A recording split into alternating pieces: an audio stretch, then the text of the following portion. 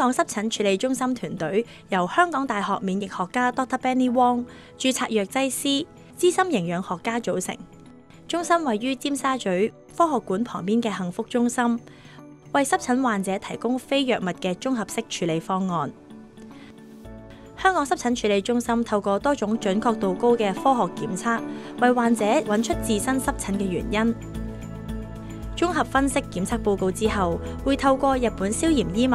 醫學級營養補充品、個人化飲食方案等等嘅工具，從根源綜合咁樣處理濕疹同埋其他免疫系統嘅問題。其實作為一位曾經18年濕疹嘅過來人，都好希望咧其他濕疹患者可以明白，仲有好多科學嘅方法可以幫我哋處理，真係冇咁快放棄住。我哋團隊其實都好清楚知道咧，好多彷徨嘅家長或者患者本人都面臨住以下好多嘅問題，例如譬如網上太多嘅資訊關於戒口、護膚，根本有種無從入手嘅感覺，甚至乎想帶小朋友去做食物敏感測試咧，但又唔知邊一間化驗所比較適合。咁有啲個案咧係小朋友每晚其實行到已經瞓唔到覺，但係家長仍然都好想堅持唔用類固醇，因為好怕小朋友會依賴。其實大部分患者心入邊都好明白，濕疹從來都唔係皮膚表面嘅問題，而係自身免疫系統嘅出現問題。因此，我哋建議濕疹嘅患者必須要進行真正需要嘅檢測組合，先揾出引發慢性濕疹嘅真正原因。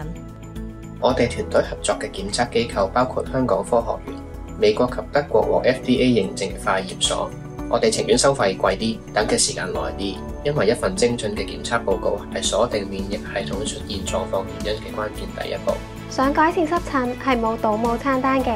因為蘋果、藍莓呢啲咁常見嘅健康食物，其實都係唔少人嘅致敏源。如果你話你屋企人嘅濕疹情況病史比較複雜，我哋建議你可以先預約我哋嘅首次諮詢，與營養學家初步了解更多方案嘅詳情，再考慮是否適合參與。我記得有一個個案咧，係一個脾氣好暴躁嘅年輕男士啦。咁因為佢長年嘅濕疹，令到佢成個人都好灰、好負能量。咁而由 Day One 俾佢媽咪半推半就咁樣嚟到中心揾我哋。我知道我哋表面上半放棄嘅狀態，係因為之前試太多嘅方法都失敗，所以潛意識令到自己都唔想再失望。而當佢好翻嗰個月，佢竟然識得笑，仲主動同我哋講聲多謝添。其實好多生活上面嘅細節，往往係改善濕疹嘅成敗關鍵。我都好開心可以加入一個咁有熱誠同埋使命感嘅團隊。每一個濕疹個案背後都有佢哋嘅故事。由第一日踏入中心，通常都係面容比較繃緊，到後續每一次逐漸有笑容。雖然過程需要有好多心力，但係我哋全個團隊都會繼續一齊努力，照顧好每一個個案。